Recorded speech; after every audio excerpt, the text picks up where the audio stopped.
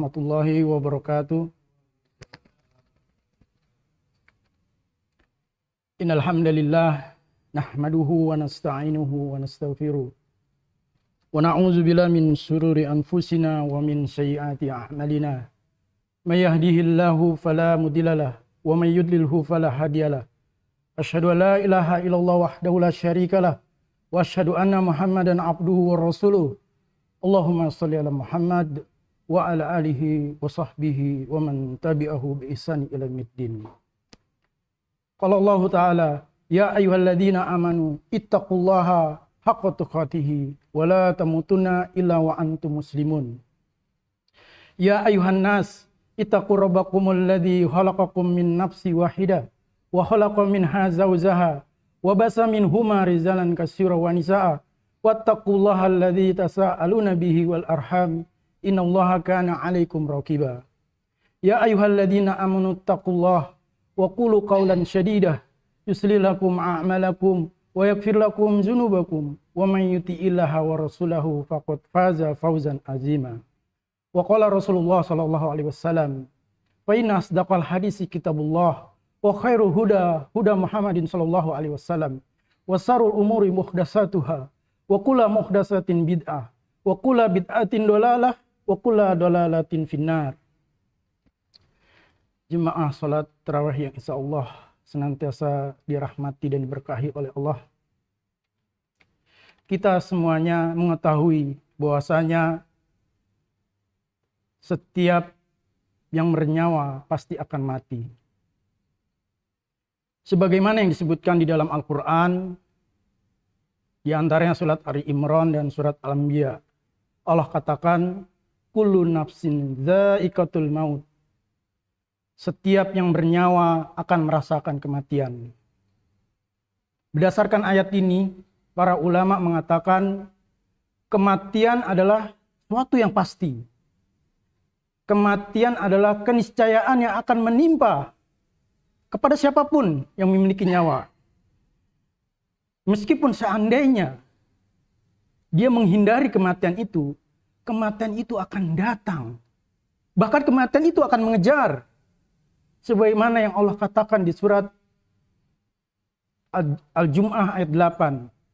Qul innal mautal ladzi tafiruna minhu fa innahu mulaqikum. Katakan, sesungguhnya kematian yang engkau hindari dan engkau lari daripadanya, sesungguhnya kematian itu akan datang dan menangkap kalian. Kematian adalah sebuah kepastian. Meskipun kita berlari dan bersembunyi di tempat yang paling aman, bahkan di benteng yang kokoh dan tinggi sekalipun, Allah katakan, walau kuntum fi burujikum musayyarah. Meskipun kalian bersembunyi di tempat yang paling aman, di benteng yang paling tinggi dan kokoh, pasti kematian itu akan menghampiri kalian. Oleh karenanya, ada sebagian manusia yang bertanya terkait masalah kematian. Mereka mengatakan, kapan kematian akan datang menghampiriku? Kapan kematian akan datang pada diriku? Sesuatu yang pasti terjadi, sesungguhnya tidak perlu dipertanyakan lagi. Sesuatu yang pasti terjadi, pasti akan terjadi. Di dalam sebuah hadis, riwayat Imam Bukhari dan Muslim, dari sahabat yang mulia, Anas bin Malik radhiyallahu an, datang seorang Arab Badui. Arab Badui ini datang menemui Rasulullah SAW. Arab Badui ini bertanya, ya Rasulullah, kapan terjadinya hari kiamat? Hari kiamat pasti akan terjadi. Oleh karenanya, Nabi SAW tidak menjawab, kiamat akan terjadi pada hari ini. Kiamat tidak akan terjadi pada tanggal sekian-sekian. Akan tetapi, Nabi SAW mengatakan, wa maja addatalaha. Memangnya apa yang kau siapkan untuk menyambut datangnya hari kiamat? Oleh karenanya, sesuatu yang terjadi tidak perlu ditanyakan. Adapun pertanyaan yang benar adalah, ketika kematian itu datang, Apa yang kita siapkan untuk menyambut kematian kita? Pertanyaan yang hak adalah, ketika kematian itu menghampiri kita, dalam kondisi apa kita mati? Apakah kondisi kita dalam keadaan husnul khotimah atau sebaliknya su'ul khotimah? Wahiyazubillah. Oleh karenanya, hendaknya kita mempersiapkan diri untuk menyambut sesuatu yang pasti akan terjadi menimpa siapapun, termasuk diri kita. Jemaah sholat tarawih yang insya Allah senantiasa dirahmati dan diberkahi Allah.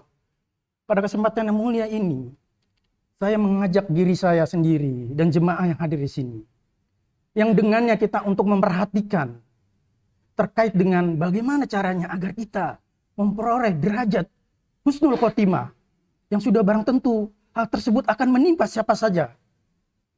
Ada beberapa hal yang disebutkan para ulama terkait bagaimana caranya agar kita bisa mati dalam keadaan yang terbaik buat diri kita. Pada kesempatan ini saya hanya ingin menyampaikan 4 hal saja. Yang pertama adalah senantiasa melakukan muzalamatul ikhlas, senantiasa melakukan keikhlasan. Karena sesungguhnya orang yang ikhlas di dalam hidupnya adalah orang yang dijaga oleh Allah. Orang yang ikhlas, yaitu senantiasa memurnikan ketaatan kepada Allah, tidak mencampur adukan orientasinya dalam beramal dan beribadah, adalah orang yang senantiasa dijaga oleh Allah sampai akhir hayat hidupnya. Lihatlah bagaimana iblis. Ketika iblis diusir dari kerajaan langit, iblis bersumpah. Iblis berjanji. Qala di dalam surat Shad, qala fa bi izzatika la uwayannihum ajmain. Kata iblis, demi keperkasaanmu ya Allah, aku akan sesatkan seluruh umat manusia. Ila min ibadika humul mukhlasin, kecuali hamba-hambamu yang ikhlas. Kami tidak memiliki daya upaya untuk mensesatkan mereka. Begitu juga Nabi Yusuf alaihissalam. Ketika Nabi Yusuf digoda oleh istri seorang raja, Nabi Yusuf pun sempat tergoda. Bahkan hampir saja Nabi Yusuf melakukan perbuatan yang dibenci oleh Allah. Namun karena Nabi Yusuf adalah orang yang senantiasa ikhlas dalam beribadah dan beramal, maka Nabi Yusuf dijaga, maka diperlihatkanlah tanda-tanda kebesaran Allah. Sebagaimana Allah katakan, wa kadzalika dinasrifa an husu wal fasha innahu min ibadina mukhlasin.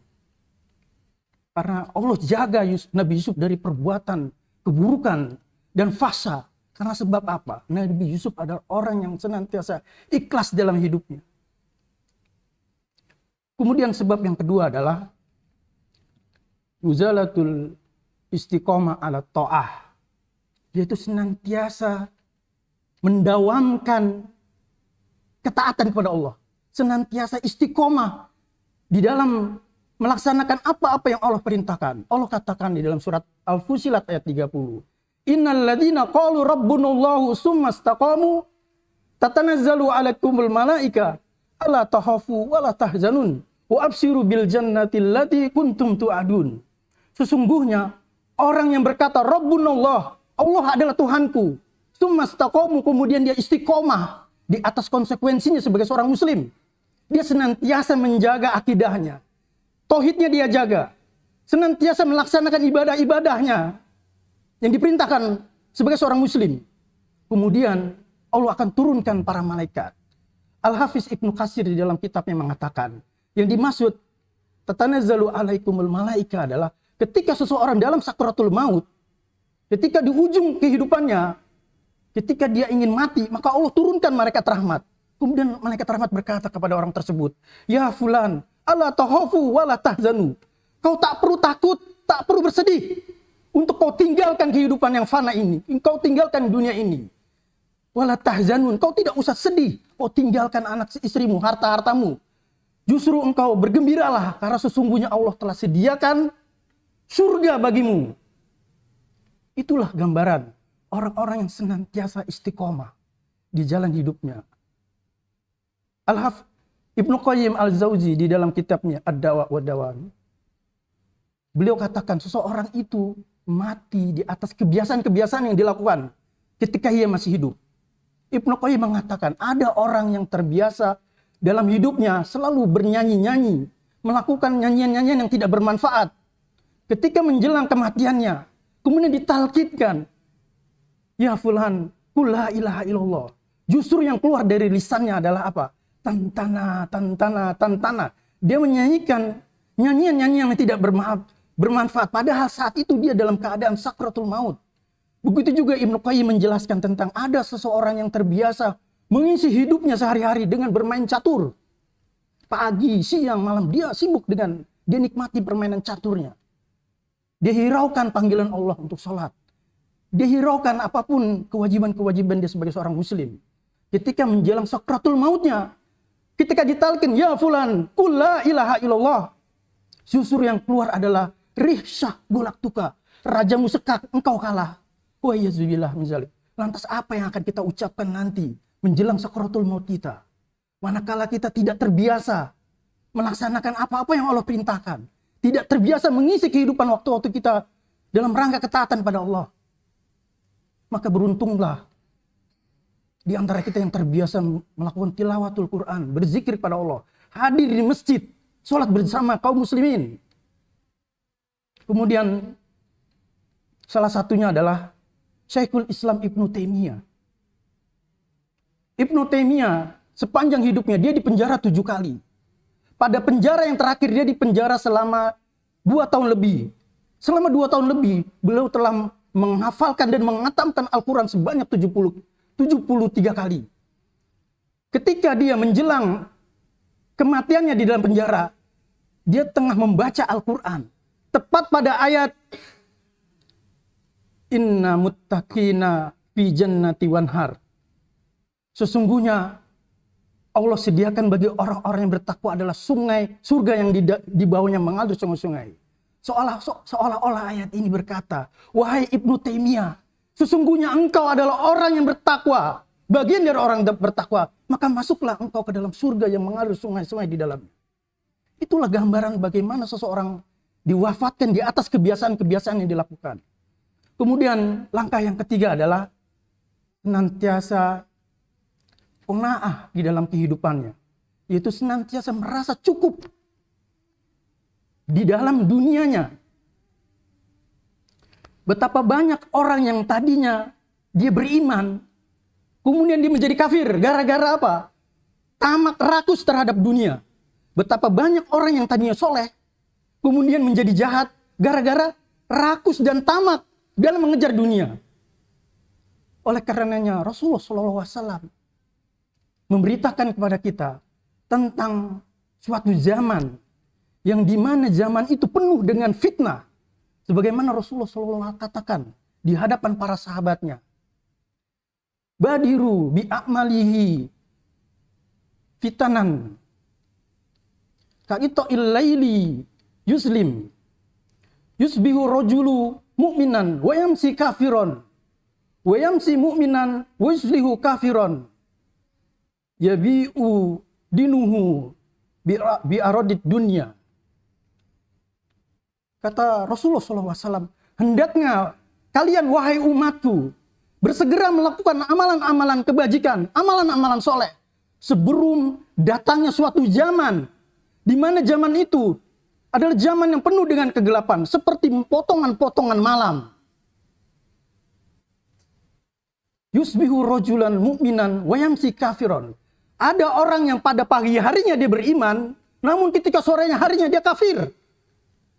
Ada orang yang yumsi mu'minan wa yusbihu kafiron. Ada yang sore harinya dia beriman, masih beriman, namun esok paginya dia menjadi kafir.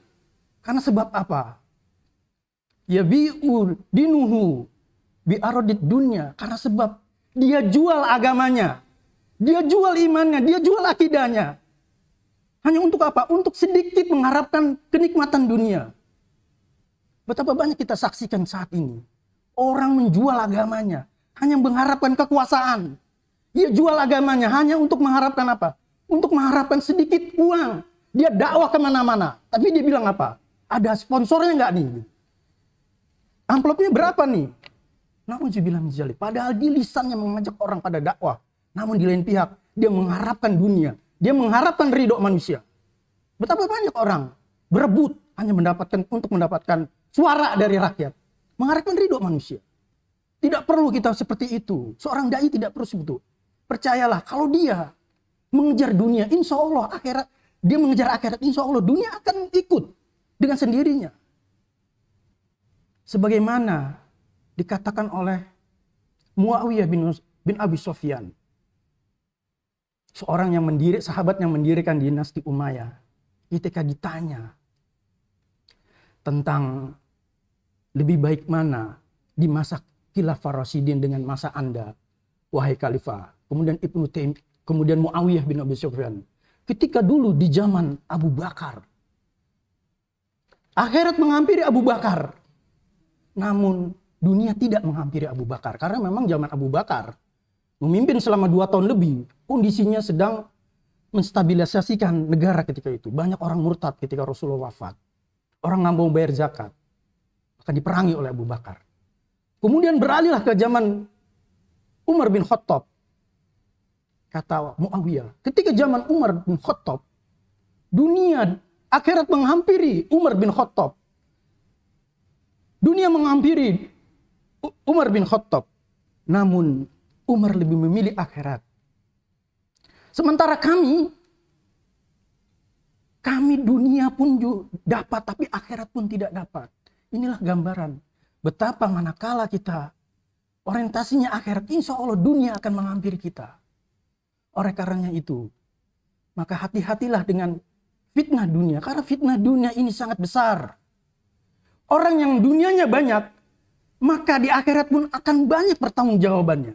Begitu pula orang yang dunianya hanya sedikit, maka pertanggungjawabannya di akhirat pun akan dikit. Dan orang-orang yang dunianya sedikit adalah orang-orang yang pertama kali masuk surga. Orang yang dunianya banyak, 70 tahunan nanti dia bisa masuk surga. Kemudian yang terakhir adalah senantiasa berdoa kepada Allah agar diberikan ketetapan hati di atas agama ini, di atas akidah yang benar, di atas agama di atas petunjuk Rasulullah SAW. Nabi pernah berkata di dalam hadis riwayat Imam Muslim dari sahabat Abdullah ibnu Mas'ud, kata Rasulullah SAW, demi Allah, ada orang yang sepanjang hidupnya dia melakukan amalan-amalan ahli surga, namun di ujung akhirnya dia melakukan amalan ahli neraka, kemudian dimasukkan dia ke dalam neraka. Begitu pula ada orang yang ketika sepanjang hidupnya dia melakukan amalan-amalan ahli nar, namun di ujung penghidupnya dia melakukan amalan ahli jannah, ahli surga, maka dia masukkan ke dalam surganya Allah. Yahdi may yasha wa yudillu may yasha. Allah yang berkehendak memberi petunjuk pada seseorang, dan Allah juga yang menyesatkan seseorang. Oleh karenanya, hendaknya setiap saat kita senantiasa berdoa kepada Allah agar diberikan ketetapan hati kita untuk senantiasa teguh memegang agama ini. Di mana Rasulullah SAW mengatakan di dalam doa ini, Allahumma ya muqallibal qulub, tsabbit qulubana ala dinik. Ya Allah, Engkaulah yang membolak-balik hati kami, maka teguhkanlah hati kami di atas agamamu sampai akhir hayat kami. Allahumma ya musarrifal qulub, sarif qulubana ala ta'atik. Ya Allah, Engkaulah yang mengarahkan hati kami. Arahkan hati kami di atas ketaatan kepadamu. Mudah-mudahan yang sedikit ini bisa bermanfaat pada kita. Dan mudah-mudahan kita bisa mengamalkan hingga Allah wafatkan kita di atas husnul khotimah yang menjadi cita-cita idaman setiap umat manusia. Billahi taufiq wal hidayah. Assalamualaikum warahmatullahi wabarakatuh.